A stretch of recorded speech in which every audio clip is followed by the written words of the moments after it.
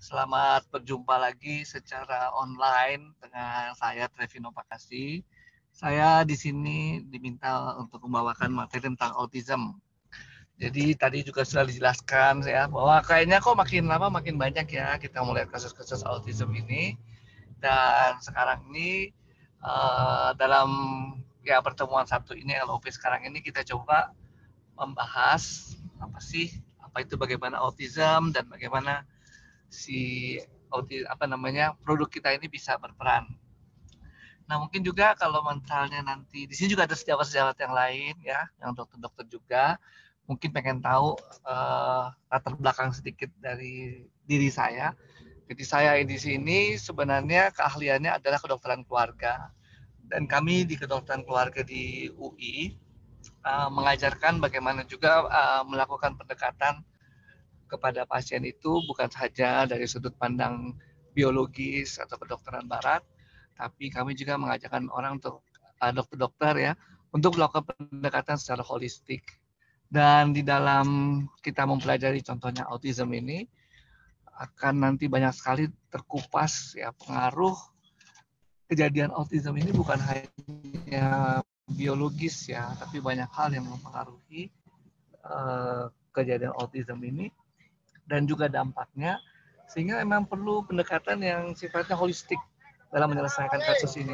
Barangkali juga penyelesaiannya nggak bisa tuntas ya, karena kita tahu sendiri autism ini bukan kasus yang mudah, tetapi artinya pendekatannya bagaimana kita bisa melakukan pendekatan yang lebih komprehensif, lebih holistik, sehingga anak-anak yang autism ini bisa bisa hidup produktif nanti di kemudian hari dan bisa mandiri tentu saja, karena pastinya kita mau mengarahkan masalah-masalah seperti ini ya, difabel, disable itu supaya mereka bisa mandiri di kemudian hari ya. Mungkin itu sekelumit sedikit tentang diri saya dan juga kenapa saya berkecimpung di sini, karena saya juga ingin menyampaikan pada Bapak Ibu semua, dokter-dokter juga, bahwa di dalam menyelesaikan masalah medis, masalah kesehatan ini kita nggak bisa hanya bersandar pada satu penanganan ya atau satu tata laksana. Kita harus melihatnya juga secara menyeluruh ya. Jadi bukan hanya obat saja atau mungkin terapi medis saja, tapi hal-hal lain juga banyak yang menunjang. Apalagi kalau kita bicara mengenai kedokteran Cina, kedokteran Jepang, ya kedokteran Timur ini juga sebenarnya sudah eksis lebih lama, ya. Bahkan mungkin usianya tidak beda jauh loh dengan kedokteran Barat ya. Karena memang manusia sejak dahulu sudah ada yang sakit dan mereka sedang melakukan cara-cara mendevelop ya bagaimana bisa mengatasi masalah-masalah kesehatan yang dialami. Jadi hari ini dalam beberapa menit ke depan kita akan membahas ya mengenai apa sih tentang autism itu ya, kemudian mungkin perjalanan penyakitnya, bagaimana mendiagnosisnya, serta bagaimana kita menanganinya secara terintegrasi ya, terintegrasi dengan apa yang kita sekarang geluti ya, dengan alternatif medicine atau lebih tepatnya sebenarnya bukan alternatif tapi integratif medicine. Oke, nah ini definisinya banyak ya, autism kalau di Google juga pasti sudah tahu ya. Dan sekarang nama penyakitnya itu disebut ASD, yaitu Autism Spectrum Disorder. Jadi kelainan yang autis ya, dia maksudnya keluar atau sendiri ya dari dunianya, tapi berupa spektrum. Artinya spektrum ini gejalanya bisa bermacam-macam, nggak sama satu dengan yang lainnya. Sub tipenya bisa banyak ya. Dan ciri khasnya jelas, yaitu orang-orang dengan autism ini punya karakteristik kayak apa ya, istilahnya hidup di dunia sendiri ya, hidup di dunia sendiri, membangun sendiri dunianya, cara komunikasinya, sehingga mereka mengalami hambatan untuk berkomunikasi dengan orang lain ya, secara sosial kepada orang lain, baik komunikasi dengan kata-kata maupun dengan perilaku ya, dengan bermacam-macam konteks ya. Tiba-tiba misalnya konteksnya berubah gitu. Nah ini kebanyakan orang-orang autism tidak bisa dengan cepat ya melakukan apa ya justifikasi ya, adjustment. Nah itu yang terjadi. Mohon maaf nih ada banyak noise ya. Saya dalam ini. Bentar lagi saya akan online dengan video. Oke, jadi itu kondisinya autism dengan problem-problemnya. Lanjut. Ya ini ada bermacam-macam apa namanya definisi. Jadi kalau secara kedokteran, ya definisinya autism ini ada namanya buku kode diagnostik yang namanya DSM-5. Nah ini dia bisa kasih lihat di sini kalau bahasa Inggrisnya diterjemahkan ya. Persistent deficit in social communication. Jadi ada suatu defisit ya, defisit sosial. Kita tadi sudah membahas bahwa si autism ini timbulnya mungkin sejak dari kandungan ya, bahkan barangkali sebelum hamil pun sudah ada terjadi perubahan-perubahan genetik. Itu yang kemudian timbul ya dan merubah. Tapi juga bisa setelah lahir ya baru terjadi karena pengaruh lingkungan. Dan itu kita nggak tahu kapan terjadinya. Ya, sehingga kemudian apa sih yang harus kita lakukan ya, karena ini adalah interaksi gen dengan lingkungan, terjadi kerusakan, terjadi orang yang jadi autism. Kalau kita mau mencegah sedini mungkin, mulai dari sejak apa namanya orang belum hamil ya, kalau perlu sebelum pacaran, sebelum pacaran sekalian ya, sehat lah dari awal. Oke. Ini dok ada pertanyaan pertama dok. Mau tanya, anak teman saya ada kena autis sejak lahir. Sekarang usianya udah 20 tahun lebih. Apakah Subarasi dapat membantu menolong autisnya? Lalu anak usia 2 tahun dengan cerebral palsy diatasi dengan Subarasi aja atau mix dengan Utsukushi? Sekalian nama dia juga ada nanya hidrosefalus, dok. Oke, berarti beda-beda semua nih sebenarnya. Ya, ada 3 pertanyaan. Borongan ini. Beda nih semua kasusnya ya. Kalau tadi kita udah baca autism ya, autism itu dengan masalahnya genetik. Jadi kalau Bapak Ibu sempat ikut-ikut sebelum-sebelumnya ini, kalau penyakit genetik itu udah paten tuh, nggak bisa diapa-apain. Jadi yang kita mau lakukan di sini dengan bicara autism ini, early sebelum terjadinya autism, kita harus mencoba supaya mencegah terjadinya kerusakan-kerusakan genetik, gitu ya. Tapi kalau sudah terjadi kerusakan, kalau kita bilang mau katakan sembuh, orang itu kembali berperilaku seperti manusia pada umumnya, nggak bisa, karena udah terjadi kerusakan genetik. Ya. Tapi apa yang bisa kita lakukan? Jangan makin parah. Karena tadi kita lihat ada medical conditions-nya. Ya. Orang-orang yang autism bisa makin parah. Bisa terjadi penyakit-penyakit medis seperti apapun. Ya. Tadi itu disebut ada epilepsi misalnya. Bisa terjadi gangguan-gangguan psikiatrik. Ya. Nah itu yang harus kita cegah. Nah, kita cegah dengan pemberian obat, dengan pemberian suplemen dan sebagainya, ya. Tapi bukan menyembuhkan, ya. Sekali lagi bukan menyembuhkan. Nah, kasus yang sama bukan hanya pada penyakit genetik, tapi juga pada penyakit yang sifatnya struktural, kelainan dari anatomis, misalnya hidrosefalus.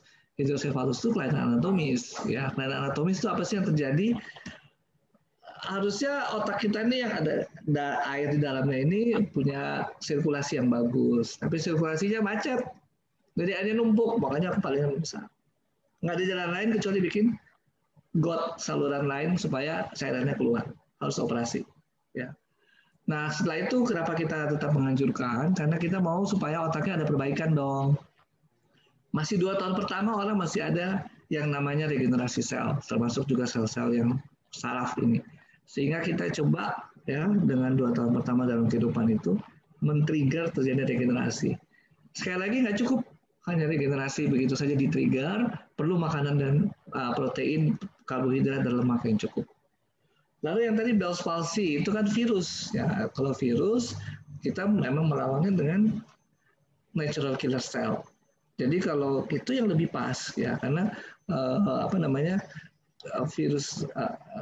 virus-virus ini sebenarnya penyakit yang bisa sembuh sendiri ya, self-limiting disease, bisa sembuh sendiri asal daya tahan tubuh kita bagus. Dan itu makanya kita membutuhkan Utsukushi untuk melatih NK sel kita sehingga kemudian kita bisa melawan virus-virus penyebabnya. Kalau anak autis emang biasanya punya kemampuan khusus ya dok? Maksudnya lebih di yang lainnya?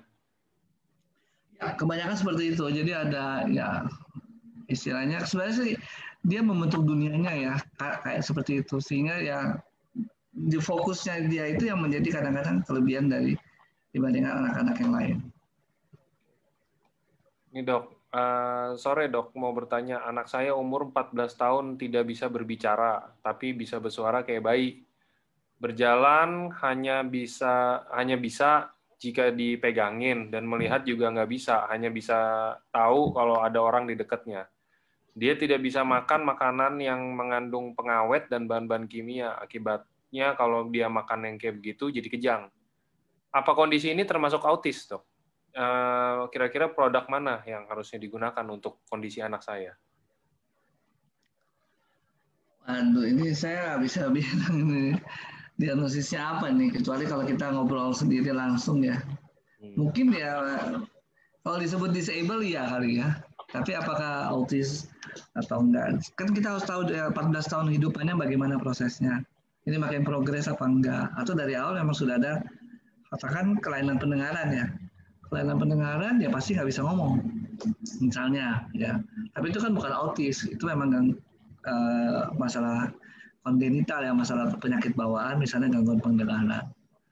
Kalau autis mungkin perjalanan penyakitnya beda ya, kita melihat ada suatu perubahan gitu ya, atau apa ya, dari awal mungkin cuma kelihatannya seperti ini, kemudian berkembang jadi ini, berkembang jadi itu, nggak langsung. Tapi saya nggak bisa bilang nih, kalau mau japri aja ya. Dok, anak saya umur 14 tahun, laki-laki, autis ringan. Selama ini minumnya SOP 100 sehari sekali. Nggak berani kasih subarasi karena di subarasi saya baca ada non-fat dry milk sama fruit flow. Sebenarnya saya mau kasih minum utsu, tapi yang saya tahu, anak-anak seperti ini permasalahannya di pencernaan. Jadi saya takutnya takarannya itu kebanyakan untuk anak umur 14 tahun, karena imun anak pada umur ini perkembangannya masih sangat bagus katanya, belum perlu minum utsu. Kira-kira menurut dokter gimana? Apa saya kasih subarasi dan utsu, atau misalkan saya kasih subarasi doang atau utsu doang, atau gimana dok?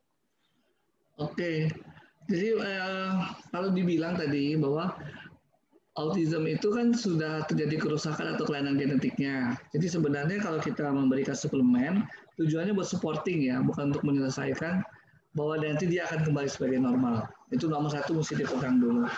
Lalu sekarang apa sih progres penyakit yang mesti kita katakan hindari lah. Misalnya tadi kalau kita tahu itu interaksi gen dan lingkungan termasuk di dalamnya adalah lingkungan luar di dalam usus kita.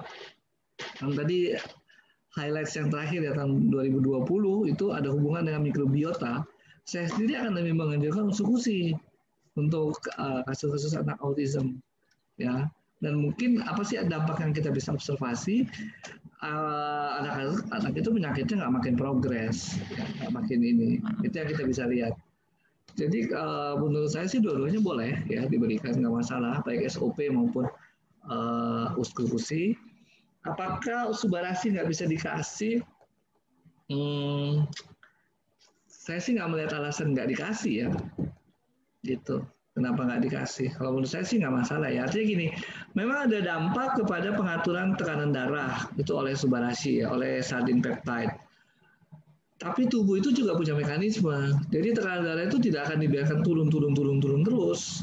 Begitu sudah mencapai sesuai kebutuhannya, tubuh tidak akan membuat tekanan darah akan lebih rendah lagi oleh karena obat. Ini bisa Anda buktikan pada orang-orang yang hipertensi.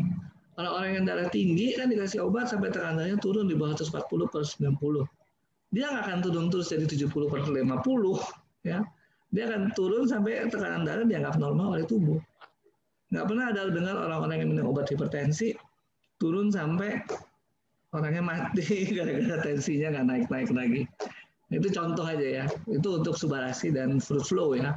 Fruit flow juga isinya adalah anti pembekuan clotting ya. Clotting ini pembekuan dari darah ya terjadi tapi yang abnormal, bukan yang normal. Kalau yang normal ada luka, ada clotting.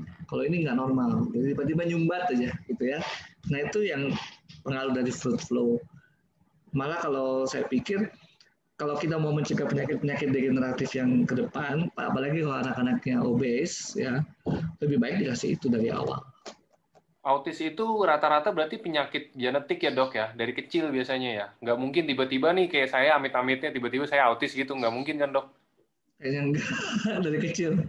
Dan itu yang makanya apakah pada masa sebelum lahir, pada masa seputar kelahiran, makanya ada yang bilang seksio itu meningkatkan autis, ya orang yang dioperasi, ya untuk melahirkan, ya atau ya ada yang bilang vaksin dan sebagainya. Jadi masih seputar-seputar masih bayi-bayi itu dan kerusakannya kemudian jadi permanen. Oke. Jadi kalau kayak kita gini kayaknya nggak mungkin jadi autis. Yang mungkin kita stroke dan jadi perilakunya kayak gitu. Ntar. Ini ada pertanyaan bagus sih menurut saya. Dok, apakah ada batas waktu untuk anak autis itu dapat berkembang secara normal? Apakah anak autis itu berkembangnya lambat atau dia nggak berkembang sama sekali beberapa ini di otaknya gitu loh, dok? Ya, jadi kalau terapinya itu makanya kadang dipakai istilah bagus yang lain bukan disability tapi different ability, ya, difabel, different ability. Jadi kita yang sudah ada terjadi down regulated dari gennya, ya, gennya sudah mengalami perubahan regulasinya, mungkin kita udah nggak bisa intervensi banyak. Tapi kita mencari kemampuan lain atau bagaimana yang kita bisa tingkatkan sehingga tujuan akhirnya anak mandiri. Itu yang penting di situ. Jadi mungkin yang sudah ada kerusakan ya kita nggak bisa ubah. Saya punya teman ya anaknya autis ya sampai masuk universitas tetap autis, nggak akan tidak autis ya. Ada yang dia sifat-sifatnya udah nggak berubah karena memang secara genetiknya berubah ya, sudah dikacaukan oleh lingkungan mungkin pada masa perinatalnya itu yang nggak sukses ya, nggak survive gitu. Sehingga kemudian terjadi kerusakan gen, ya itu udah menetap, nggak bisa diapa-apain. Kita hanya mencegah supaya nggak makin parah. Ya. Bahkan kalau saya pikir di sini lebih bagus ya kalau kita masuk di AFC, selain produknya karena ada sistem. Ya, jadi anak itu bisa mandiri 10 tahun, 20 tahun lagi karena ada sistem. Selama sistem ini berjalan, tuh ya ada income masuk, bisa membantu anak untuk mandiri. Gitu. Oke. Ini ada yang tanya, dok, makan fast food itu kalau lagi hamil nih kita makan fast food, kira-kira itu bisa jadi salah satu faktor resiko autis nggak dok? Atau mungkin dokter bisa jabarin sedikit nggak dok? Apa aja sih dok yang kira-kira bisa bikin meningkatkan resiko? Ya banyak zat polutan sih, terus terang kalau fast food juga kita tahu fast food apa dulu ya. Tapi ada code of conduct ya untuk restoran-restoran gitu ya besar. Jadi kalau saya yakin sih mereka udah ikut regulasinya BPOM kalau yang punya merek ya. Yang nggak punya merek itu yang kadang-kadang pengawasannya susah. Kan kadang-kadang misalnya nih saya ngomong merek ya KFC. Tapi nanti dalam bentuk gerobak dorongan juga ada yang bilang ayam Kentucky kan gitu. Tapi kita nggak tahu pengawasannya gimana ya. Sedangkan yang udah pakai merek, pakai brand biasanya punya regulasinya dan pengawasannya lebih bagus.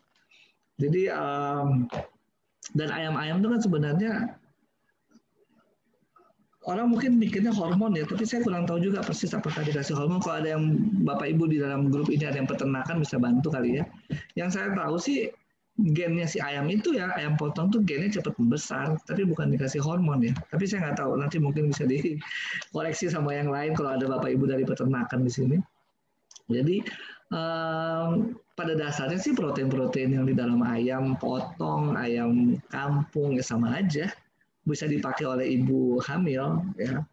Yang nggak bisa itu adalah saya sih nggak hafal satu-satu Bu, tapi kalau misalnya mau cari apa-apa yang lewat plasenta ya itu yang kita nggak boleh ya. Termasuk kalau penyakit itu tokso ya, sitomegalovirus, hepatitis itu semua sama sifilis itu semua lewat plasenta. Nah, itu berbahaya buat si bayi. Virus-virus seperti rubella. Tuh. Kalau bahan kimia banyak sih, cukup banyak. Obat-obatan juga cukup banyak. Biasanya ditulis tuh nggak boleh pada ibu hamil dan sebagainya. Saya nggak hafal, tapi banyak dan bisa googling ya. Bahan-bahan kimia yang nggak boleh dikonsumsi ibu hamil. Gitu saya nggak bisa bantu lebih detail, tapi nanti kalau ada kesempatan chatting boleh chatting, terus coba saya cari googling ya bahan-bahan kimia yang nggak boleh. Oke. Oke. Dok, kalau sindrom speech delay pada anak usia 4 tahun itu masuk ke dalam autis nggak, dok? Kayaknya enggak ya kalau udah disebut speech delay. Kalau autis pasti diagnosisnya ASD ya, Autism Spectrum Disorder. Kalau speech delay ya bisa kelainan di otak yang khusus untuk bicara, kelainan di kuping mungkin, kelainan di organ otak yang untuk pengertian. Tapi udah jelas ya speech delay. Oke, lanjut.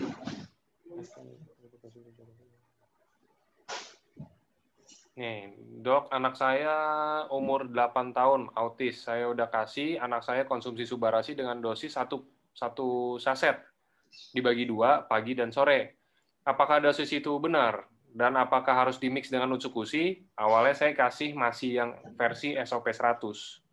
Nah, itu udah 1 minggu konsumsi, anak saya selalu bangun tengah malam dan nggak bisa tidur lagi. Dan banyak steaming verbal bahasa planet. Jadi nggak gitu. Jadi saya stop. Mungkin meracau ya maksudnya. Dan terus setelah keluar yang Subarasi, saya tes kasih lagi, untuk tidur udah oke, tapi masih meracau. Itu gimana ya, dok? Apa emang prosesnya? Mohon saran. Ya, saya nggak bisa sangat spesifik ya, karena saya nggak menganalisis kasusnya. Tapi kalau memang mau chatting boleh ya. Nah, sebenarnya kalau kita lihat kembali kepada produknya dengan isinya, tadi kan sudah saya paparkan bahwa produknya ini secara direct tidak akan berpengaruh pada kerusakan DNA. Apalagi kalau ada apa namanya hasil penelitian terakhir tadi yang tahun 2020 bilang bahwa autism itu berhubungan dengan mikrobiota. Justru dengan mikrobiota yang diperbaiki dengan eksekusi sebenarnya akan membawakan dampak yang lebih baik. Tapi yang sudah rusak mungkin kita nggak bisa perbaiki karena itu masalah genetik. Yang ada adalah progresnya dicegah, jangan makin parah. Itu yang bisa kontribusi yang bisa saya coba cerna ya kira-kira kontribusi dari SOP dan dari Subarasi. Tapi kalau totally sembuh balik seperti orang biasa, tentu aja itu bukan ke sana ya. Bahkan pengobatan medis pun nggak ada yang ke sana. Karena sama kayak tadi, di umur berapa anak-anak bisa kita perhatikan ada bakat autis. Autis dari kecil, ya dok ya? Iya. Bahkan dari usia awal-awal pertemuan, kalau ibunya memperhatikan betul-betul udah bisa ketahuan. Dibilang sembuh betul sih nggak ada jaminan ya, tapi setidaknya semakin dini kita tahu, semakin cepat kita bisa koreksi. Dok mau tanya, anak saya mild autism, PDD NOS, semuanya normal, hanya dia susah berbicara dan kulitnya swing, sering alergi atopik. Bagusnya Utsukushi atau Suba untuk alergi kulitnya dan untuk perkembangan otaknya biar bisa berbicara. Terima kasih, dok. Kalau untuk kulit, Utsukushi juga bagus ya. Utsukushi sudah terbukti juga ada viskolagen di dalamnya, itu membantu untuk memperbaiki kualitas dari kulit. Dan kalau kualitas kulitnya terperbaiki, tentu saja dampaknya pada imunitas karena kulit ini adalah organ imunitas yang terbesar ya. Dia bisa menahan berbagai macam sumber penyakit ya. Dan termasuk juga bakteri dan sebagainya. Jadi Utsukushi kalau saya sarankan untuk kulitnya. Lalu untuk regenerasi otak dan sebagainya, memang regenerasi sel lebih bagus dibawa oleh, bukan lebih bagus ya, yang diusung oleh SOP ya, terutama SOP untuk regenerasi sel. Dan kalau masalahnya tidak bisa ngomong, ya harus dilihat dulu nih, nggak bisa ngomongnya ada kerusakan permanen di area bicara atau kerusakan di kuping, ya, atau kerusakan di pengertian. Jadi ada informasi masuk di kuping, kemudian orang harus mengerti dulu, kemudian baru bisa memproyeksikan untuk bicara. Itu cara kerjanya seperti itu. Jadi physically misalnya, sel-sel otak itu akan diregenerasi. Tapi yang mengisi nanti caranya bukan dari Subarasi tentu saja. Yang mengisi adalah orang melatih supaya sel-sel saraf yang baru terbentuk itu ya diisi dengan latihan-latihan dan sebagainya. Jadi bukan sebuah produk ya, tapi kita harus komprehensif kita melihat semuanya. Kalau Parkinson itu mirip-mirip dengan autis nggak sih, dok? Beda jauh. Yang dirangsang juga beda ya, saraf-sarafnya. Beda. Jadi apakah itu kemudian kalau Parkinson itu sel saraf ya, disebut genetik sih kayaknya enggak ya, bukan genetik, tapi sel saraf. Mungkin ada gangguan yang dibawa secara turunan ya, gitu. Tapi dia bukan genetik sih. Emang kerusakan sel sarafnya.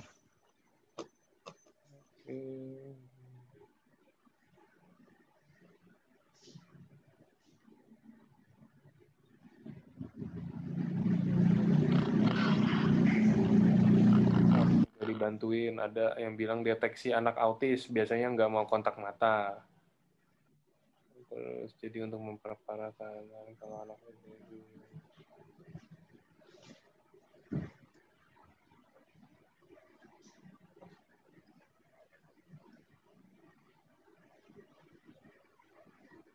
Nah, udah selesai sih kayaknya, udah nggak ada yang pertanyaan tentang autis. Nih kita melenceng sedikit ya.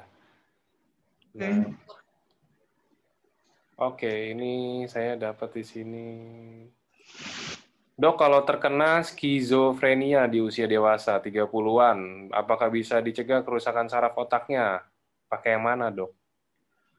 Skizofrenia ini kepribadian atau apa ya, masalah psikologisnya terbelah gitu ya, namanya skizofrenia. Dan pencetusnya bisa macam-macam. Terus kemudian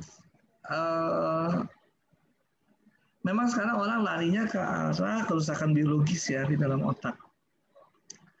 Dan obat-obat yang diberikan itu untuk mencegah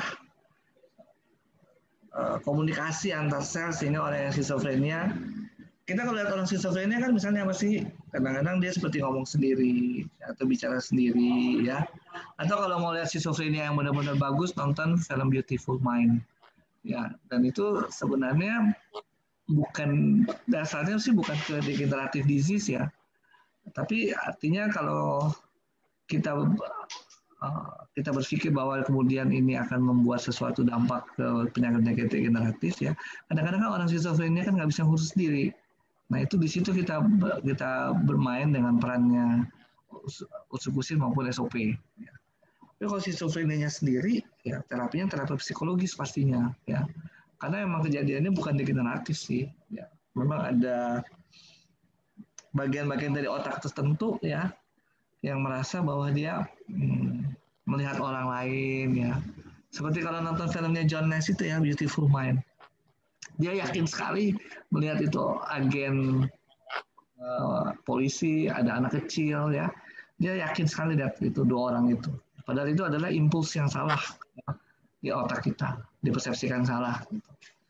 Oke, dan itu ya menetap terus sampai kapanpun ya. Kalau kita kasih obat, tujuannya supaya nggak ada masukan-masukan kayak gitu di dalam otak kita.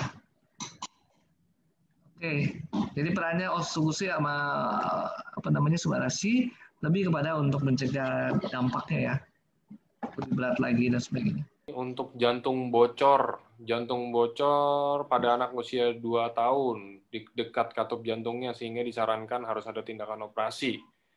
Apakah produk ini aman untuk membantu? Mungkin bisa menutup kebocoran jantung. Harus yang mana? Terima kasih. Bocoran jantung ini banyak nih ya, bisa namanya atrium yang bocor atau ventricle ya, kamarnya yang bocor. Kalau atrium itu untuk menampung atau menerima darah, namanya atrium ya, serambi. Kalau ventricle itu kamar ya, itu untuk memompa darah keluar. Bisa bocor di situ, bisa juga bocornya yang paling sering ya pada anak-anak itu pembuluh darahnya, ada hubungan antara darah bersih sama darah kotornya. Nah itu kejadiannya itu kalau bawaan ya, kalau bawaan memang udah strukturnya, jadi dia harus ditutup ya kebocoran-kebocoran itu. Kalau anak 2 tahun mungkin kebocoran itu bawaan ya, tapi yang lain lagi kemungkinan kalau ada penyakit infeksi misalnya, itu juga bisa bikin katup bocor. Jadi ketika dia mompa begitu bocor, balik lagi masuk darahnya. Nggak semuanya lari ke pembuluh darah besar, nggak lari ke aorta ya. Nah itu bocornya lain lagi ceritanya, karena katupnya nggak kompeten lah, nggak kuat ya. Nah kembali semua itu adalah masalah struktur ya. Jadi kalau pernah dengar presentasi LOP sebelumnya, kalau masalah struktural di dalam tubuh, operasi tindakannya ya, bukan itu. Lalu kapan kita akan memberikan SOP subarasi maupun usukusi? Kalau saya akan selalu menganjurkan persiapan operasi dan pasca operasi. Kenapa? Pada saat operasi kan kita dibelek nih.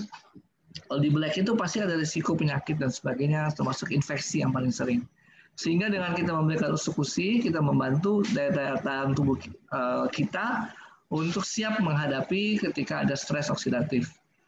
Ketika dibuka, ketika kemungkinan kuman-kuman penyakit masuk. Yang kedua, SOP maupun si usukusi mengandung antioksidan yang bisa menghambat terjadinya stres oksidatif. Dan itu yang kemudian juga membantu tubuh kita untuk bisa kuat ya. Ketika operasi nggak terjadi infeksi dan sebagainya. Pasca operasi, luka operasi perlu ditutup. Ya, nah itu kita pakai SOP maupun kita pakai usukusi untuk regenerasi sel. Dua-duanya itu mempunyai sifat bisa men-trigger regenerasi sel dari dua mekanisme yang berbeda. SOP itu dari mekanisme IGF-1, insulin-like growth factor 1, kalau si usukusi dari mekanisme HGF, hepatocellular growth factor. Ya, dua-duanya adalah untuk merangsang terjadi regenerasi. Mungkin itu ya, nanti mungkin pertanyaan-pertanyaan yang tentang operasi, ya analognya kayak gitu kira-kira. Apa terapi stem cell bisa berpengaruh untuk anak autis dan berapa banyak takaran yang ideal usukusi atau subarasi dalam sehari untuk anak 3,5 tahun? Oke, kalau kita bicara stem cell bukan ini ya, bukan SOP ya, bukan SOP maupun bukan usukusi ya, bukan SOP subarasi maaf. Jadi stem cell itu lain ya, sel-sel yang muda diambil dari tubuh kita, disimpan di laboratorium, kemudian disuntik lagi. Apakah itu bisa mengubah atau membantu autis? Secara teoritis bisa, tapi tentu saja perlu penelitian. Saya sendiri belum mendalami secara langsung ya. Karena stem cell kan idenya adalah sel-sel muda diambil, kemudian disuntikkan lagi ke daerah yang rusak, sehingga sel-sel muda itu menggantikan sel-sel yang rusak. Secara teoritis bisa, tapi apakah itu pernah dibuktikan pada autis, terus terang saya belum sempat menggali-gali informasi seperti itu. Dan itu berbeda dengan SOP maupun SOP subarasi. Kenapa? Karena SOP subarasi ini bukan stem cell yang dimakan, tapi peptida, ya, peptida dari ovarium ikan salmon. Kalau subarasi ditambah ada peptida dari sardin maupun peptida dari tumbuh-tumbuhan. Itu bukan stem cell, ya, itu adalah protein-protein kecil yang dapat merangsang sel-sel tubuh kita yang muda tadi, stem cell dalam tubuh kita sendiri untuk mencoba aktif. Beda itunya ya, cara kerjanya. Sedikit dalam pertanyaan, Dok.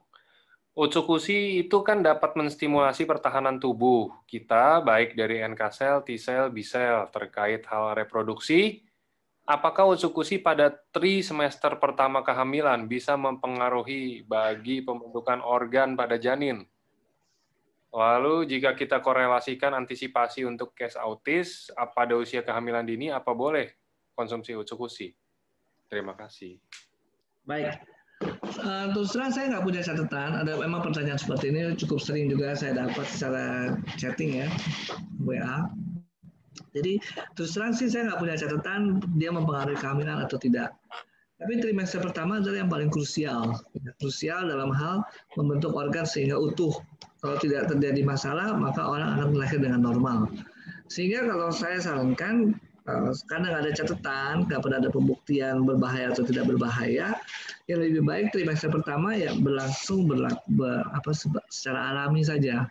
Trimester pertama ya 3 bulan pertama itu. Jadi nggak usah tambah ini, tambah itu, segala macam. Apa yang standar sudah ditemukan dan menjadi standar pelayanan antenatal, pelayanan kehamilan, itu aja yang dilakukan.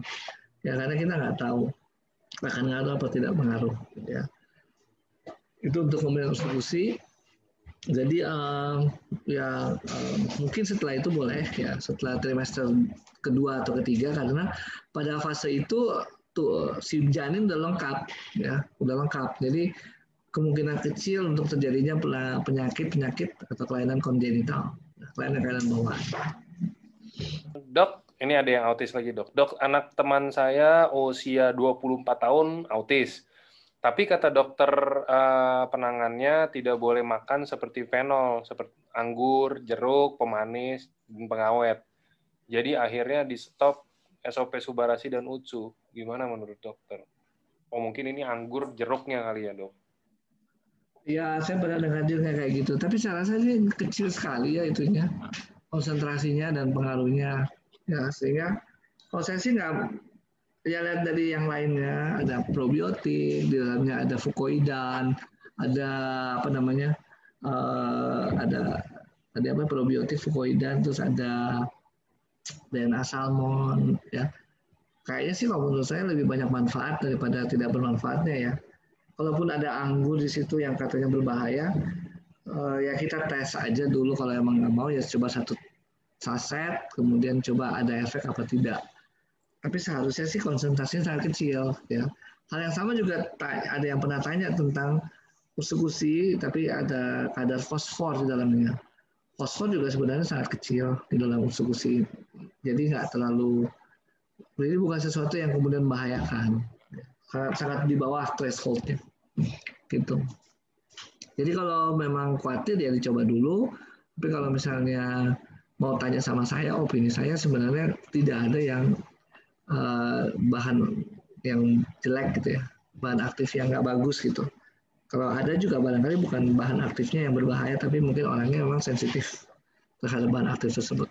Sore, Dr. Trevino, jika sudah menjalankan diet sugar free, casein free, gluten free, dan fenol, apakah bisa tetap boleh konsumsi utsukushi dan subarasi? Kalau sugar free, utsukushi ya subarasi pasti menunjang sugar free ya, karena di dalamnya nggak ada sugar. Adanya kalau pemanis ya, dan pemanisnya alami, bukan sugar ya. Sweetener ya bahasa Inggrisnya, bukan sugar. Kalau bahasa Indonesianya pemanis dan gula.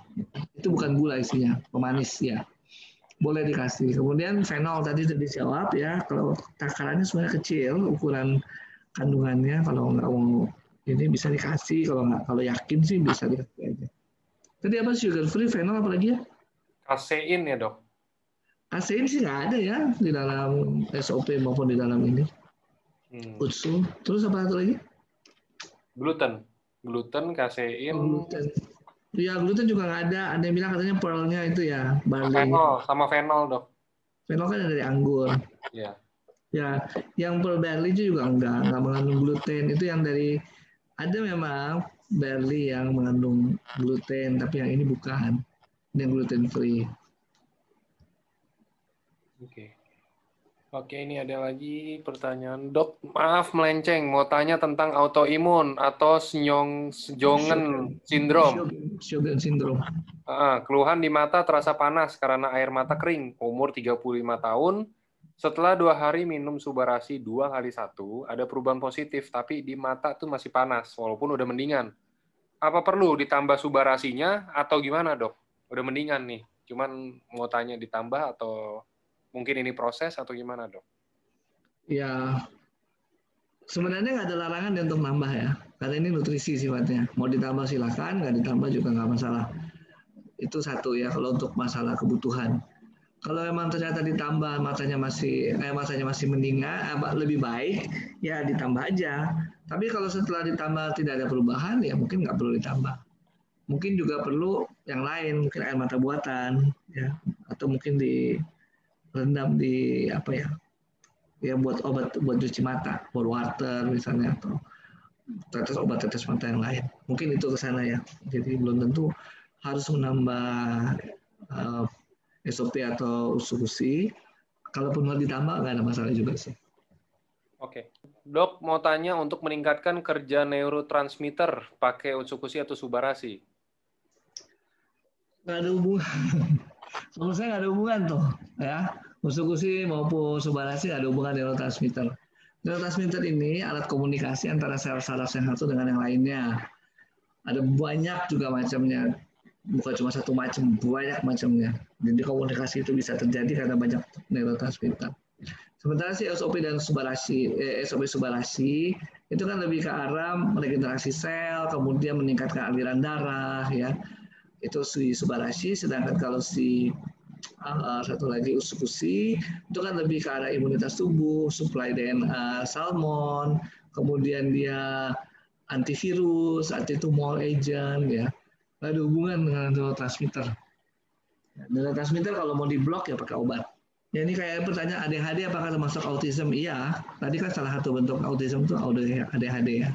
Ya, takarannya kalau autis berapa untuk 8 tahun autis? Ya itu kembali ke target akhir ya. Kalau Bapak Ibu berharapkan bahwa autisnya stop, ya enggak, bukan ke situ. Pengobatan kedokteran juga enggak ke situ. Ya. Semakin umur bertambah semakin banyak nggak dok takaran atau gimana? Enggak sih, karena kan kita ini ya, maksudnya kan kita bukan mengobati ya, tapi itu kita mencegah aja supaya nggak makin progres. Okay. Dan itu salah satunya dengan nutrisi tadi. Yang lainnya ya ibunya, bapaknya mesti rajin dalam hal behavior terapi. Tapi kalau bilang stop proses sembuh total, nggak ke situ sebenarnya, pengobatan barat pun nggak ke situ. Oke, ini yang tadi dok terakhir. Jadi dok, yang tadi speech delay dok, yang tadi saya tanyain speech delay, ternyata dia udah tanya ke dokter dan sudah didiagnosa dokter emang autis. Okay. Nah, sekarang sebaiknya takarannya itu berapa banyak untuk Subarasi dan Utsukushi? Ya untuk ini kan masih kecil 4 tahun. 1 hari 1 saset 2 aja. Ya itu kenapa saya bicara gitu? Saya bicara dari kilogram berat badan ya. Biasanya kita menentukan kebutuhan anak, kebutuhan obat itu semua dari berat badan. Ya, sekali sehari aja dulu. Oke. Sekali sehari. Soalnya kalau semua nanti ada yang kasih 4 saset, 10 saset, semua inden. Sekali sehari aja dulu, nggak inden.